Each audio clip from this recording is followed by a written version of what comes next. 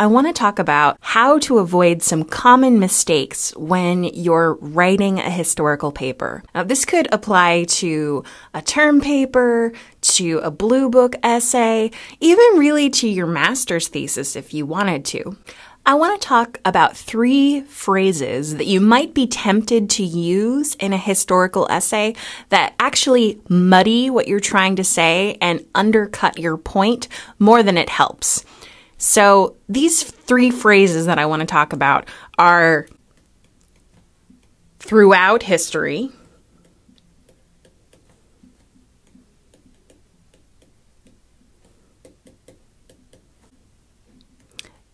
it was inevitable,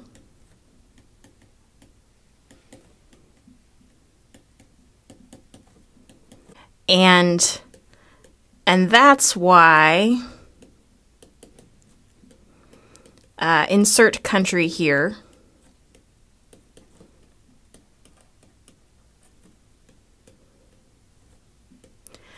is so great today.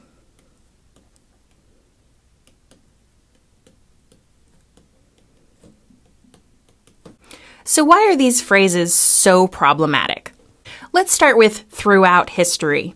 So this is something that you frequently see in writing, from historical essays to pieces of journalism. And it often has the ring of making something seem really strong and adding the weight of eons of history behind a single sentence. History is a very long thing. I mean, for recorded history, we're going back maybe 5,000, 7,000 years. And think about the many different cultures and types of people and ideas that existed throughout that time period. If you're sitting down to write an essay about, say, the Cold War, and you start, throughout history, people have feared nuclear attack. Well, the first thing your reader is going to think is, wait, the nuclear bomb was only developed in 1945. I mean, that's not throughout history. That's only throughout the last 70 years. Or what about throughout history, people have gone to war over religion? Your reader might think,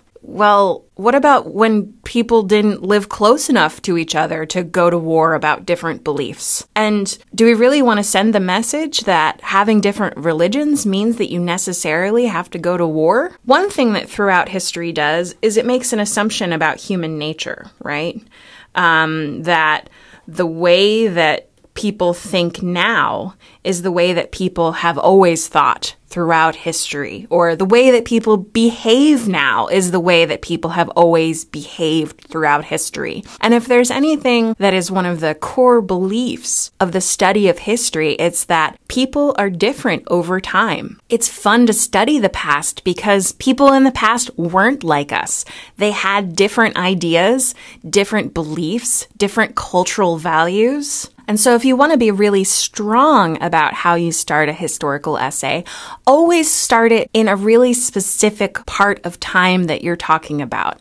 So if you're talking about the period from 1945 to 1965, say in the post-war era.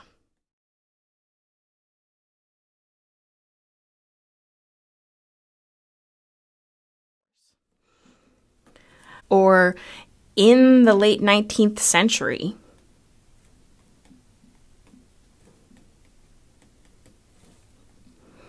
And you might also add in the United States, right? This shows that you have a strong grasp of both the time and the place that you're writing about. And so you can make an argument that is specific to that time period. Okay, let's move on to it was inevitable. I think we like to use the word inevitable because it's long and it sounds pretty cool. But think about what inevitable really means. It means it was unavoidable. There was no other thing that could have happened. Now think of a version of history where everything is inevitable. Everything was just going to happen no matter whether anyone did anything or not. That shows an interpretation of history that says that people's choices don't matter. And if you want to emphasize anything in history, it's how much choices matter. There are very few things that are inevitable in history. Most of them, I would say, are natural disasters, right? That there is going to eventually be an earthquake in California is inevitable because there's a fault line. That's something that humans can't control. But for almost everything else in history, humans can control it. And they do decide how to react to certain situations. For example, take the sinking of the USS Maine in Havana Harbor, right? This is the event that leads to the United States going to war with Spain over Cuba in 1898. And the reason that this happened was because the USS Maine exploded in Havana Harbor. Now, we know, and the Spanish suggested at the time, that the reason that the USS Maine exploded was due to a spontaneous combustion on board. There was an equipment malfunction. But the United States chose to believe that the ship sinking was the result of a Spanish bomb and declared war. Now, you might have said war was inevitable, but it really wasn't. There were many ways that the United States could have chosen differently in that moment to say, well, maybe we will believe the Spanish and just leave it alone. Or maybe we'll send some financial aid to Cuba, but we don't have to go to war. When you get rid of inevitability in history, you open up new choices, new ways that things could have gone. And that is really the heart of history, is the possibility for things to be different than they were and different than they are. Okay, let's finish up with, and that's why insert country here is so great today. You see this all the time in historical papers, and I think writers are very tempted to finish a historical essay with some expression of patriotism. And maybe in a few rare cases, this is true. You could say the United States is a better place today than it was in the 1950s, thanks to the Civil Rights Act of 1964. But it's something you want to use very sparingly, because usually the scope of a historical paper, and think about our throughout history here, isn't so huge as to merit the reaction to it being, this is the heart of what makes America great today. I've read historical papers about the Spanish flu in 1919 that end with, and that's why America is great today. Ask yourself, is this relevant? And even if it is it the most relevant way that you could end an essay?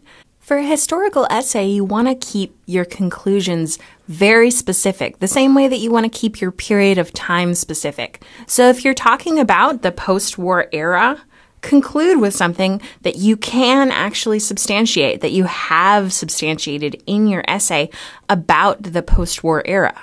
Say, the wealth generated by industrialization after World War II was the reason that the baby boom happened. Don't say, and that's why America is great today. What do you mean by great? Do you mean economically great? Culturally great? Politically great? It's a little too vague, and vagueness can really undermine your argument as opposed to supporting it. In a way, these are all kind of appeals for human nature, appeals for the natural progress of history, and appeals to patriotism that are less rooted in the facts of what you want to say than they are rooted in ways of trying to get your reader's sympathy. Instead, what you can do is be specific in your time and your place. Emphasize choices and points where things might have gone differently than they did. And end with a conclusion that is very related to the things that you specifically addressed. Remember, you never want to introduce new information in your conclusion. And saying, and that's why America is great today, is new information because it might not necessarily be related. Instead, think about what it was you proved in this paper and key your conclusion directly to that.